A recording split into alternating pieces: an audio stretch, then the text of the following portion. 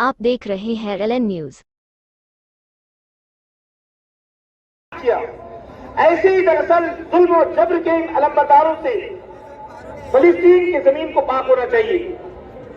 फलस्तीन में बसने वाले जितने लोग हैं जो उसके शहरी हैं, चाहे वो यहूदी हो, ईसाई हो या वो हमारे मुसलमान हो, जहां मुसलमानों की आबादी 98% थी, आज उनकी आबादी को कत्ल किया गया।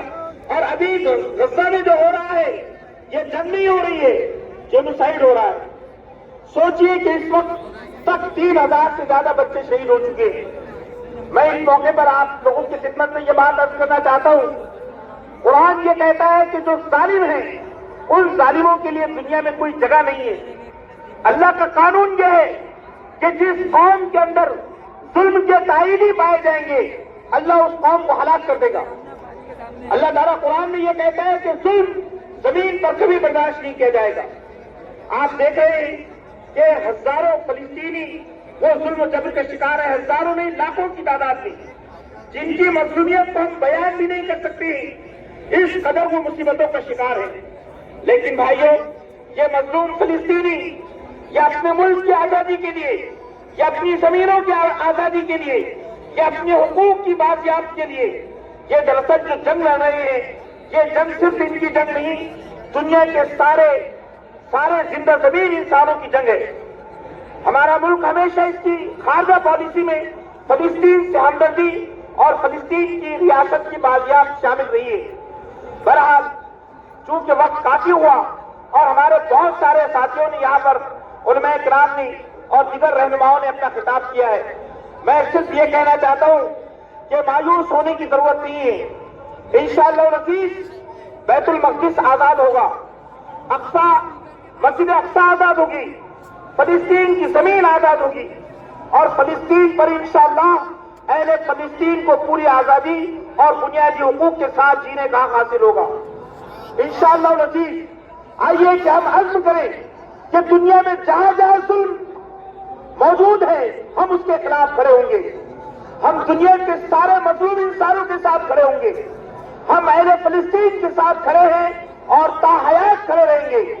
हम अपनी दुआओं में और अपनी मजलिसों में हमेशा उनको याद रखेंगे इंशाअल्लाह अज़ीज़। मैं इस मौके पर अपने इन नौजवानों को, अपनी बहनों को और ये हमारे सामने जो तशरीफ फरमा हमारे शहर के अहम लोग हैं, उन सबको मुबारकबाद देता हूं कि इस चिलचिलाती धूप में वो अहले फलस्तीन की ताईद और उनकी मोहब्बत में यहाँ जमा हुए।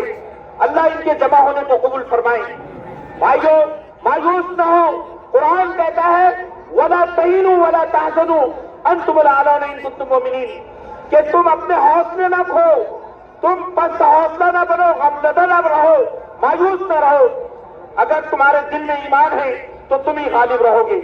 अगर तुम अल्लाह की साथ पर यकीन रखते हो कि अल्लाह जो इस कायनात का मालिक और खालिक है वो इस जमीन पर जुल्म को बर्दाश्त नहीं कर सकता, वो अल्लाह है जो सारे इंसानों का रब है और सारे इंसानों से मोहब्बत करता है, हम उस रब पर यकीन रखते हैं।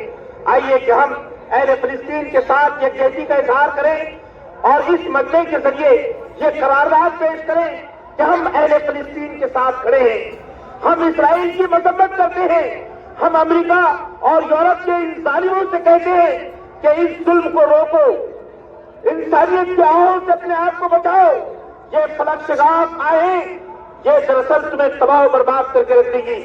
जमीन पर किसी फिरौन को कभी जो है दुनिया की कोई ताकत बचा नहीं सकी। इसी तरह सेहूनियत के अलमबरदार उसी तरह से जो है हलाक बर्बाद होंगे।